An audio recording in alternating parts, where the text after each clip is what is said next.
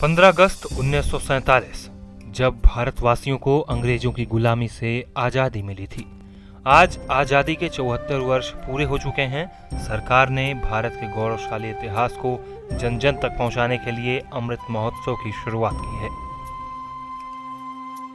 75वें स्वतंत्रता दिवस पर आज़ादी के मतवालों को हम याद कर उनकी महान गाथाओं से खुद को गौरवान्वित महसूस करते हैं। ऐसी ही एक महान गाथा है धर्म की नगरी वाराणसी के उस अद्भुत मंदिर की जो भारत माता के नाम से जानी जाती है। 25 अक्टूबर 1936 में महात्मा गांधी जी के हाथों इसका उद्घाटन हुआ और बाबू श्री शिव प्रसाद गुप्त जी का ये विचार था कि भारत ही एक ऐसा देश है जहाँ पे सभी जाति धर्म समुदाय के लोग एक साथ रहते हैं, तो क्यों ना ऐसा मंदिर बने जहाँ पे सभी देश के जाति के धर्म के लोग बिना किसी भेदभाव के इस मंदिर में आके दर्शन कर सके। क्योंकि देश भी आज़ाद नहीं हुआ था और अंग्रेजों से लड़ना भी था, तो बाबू श्री शिव प्रसाद गुप्त जी ने इस मंदिर की स्थापना कराया।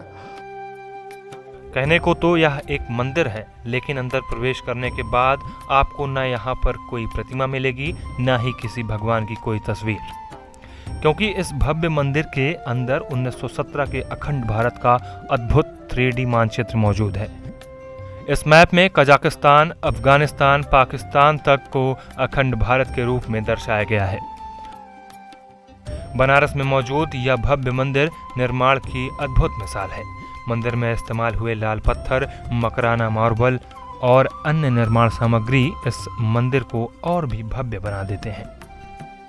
1917 के बाद इस मंदिर के निर्माण की शुरुआत हुई थी और ये जो बना है मकराना मार्बल का बना है और ये जो बना है 1917 के मैप के आधार पे बना है, इसलिए इसमें अफगानिस्तान, बलूचिस्तान, तिब्बत, बर्मा, बांग्लादेश इन सभी को दर्शाया गया है और स्केल बाय स्केल मैपिंग की गई है। समुद्र तल की गहराई से लेके माउंट एवरेस्ट की ऊंचाई तक दूरी सब कुछ दर्शाया गया है। 1 इंच में 2000 फुट के हिसाब से समुद्र तल की गहराई और उसी हिसाब से माउंट एवरेस्ट की ऊंचाई को दर्शाया गया है। 1 इंच में 6.4 मील लंबाई, लगभग 9.5 किलोमीटर लंबाई को दर्शाया गया है। 2 बड़ी नदियां, 800 छोटी नदियों को दर्शाया गया है। 450 माउंटेन की चोटियों को दर्शाया गया है और एक यही मंदिर है जहाँ पे ऊपर राष्ट्रीय ध्वज भी लगा है भारत माता का। साल 1924 में मंदिर बनकर तैयार हुआ। अंग्रेजों ने इस पर सख्ती दिखाई और मंदिर को खोलने नहीं दिया। हालांकि 12 साल बाद महात्मा गांधी ने अक्टूबर 1936 में इस मंदिर का उद्घाटन किया। वाराणसी के चंदवा सब्जी मंडी इलाके में स्थित यह मंदिर देशभक्त और राष्ट्रवादी लोगों के लिए बड़ा केंद्र है। आजादी के मतवालों की तस्वीरें इस मंदिर में लगे शिलापट पर मौजूद हैं। इन तस्वीरों में महात्मा गांधी से लेकर उस वक्त के महान क्रांतिकारियों की तस्वीरें मौजूद हैं जो आजादी की कहानियां बयां करती हैं। क्योंकि बाबू श्री शिव प्रसाद गुप्त जी ने सन 1918 में भारत माता मंदिर की स्थापना, 1920 में आज अखबार की स्थापना, उस समय जो थे आज़ादी से रिलेटेड जितने भी लोग हुआ करते थे उनके यहाँ ये पेपर निःशुल्क जाया करता था और अंग्रेज छापा मारा करते थे तो चोरी छुपे आज यहाँ छप रहा है तो कल वहाँ छपा करता था। और 1921 में महात्मा गांधी काशी विद्यापीठ की स्थापना कराया जो कि उस समय जो भी क्रांतिकारी हुआ करते थे उनको कहीं एडमिशन नहीं हुआ करता था, तो इसलिए बाबू श्री शिव प्रसाद गुप्त जी ने महात्मा गांधी काशी विद्यापीठ की स्थापना कराया ताकि कोई भी स्वतंत्रता सेनानी हो, यहाँ पे गरीब हो, आके पढ़ सके।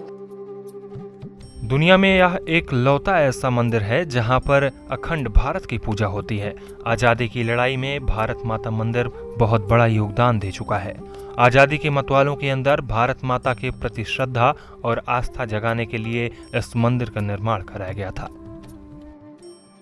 इस मंदिर की रूपरेखा राष्ट्ररत्न बाबू श्री प्रसाद गुप्त जी ने रखी, लेकिन 1936 में महात्मा गांधी के हाथों इस मंदिर का लोकार्पण हुआ।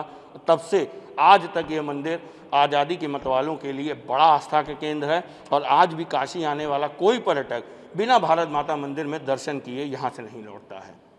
वाराणसी से कैमरामैन मनोज के साथ मैं गोपाल मिश्र, ईटीवी भारत।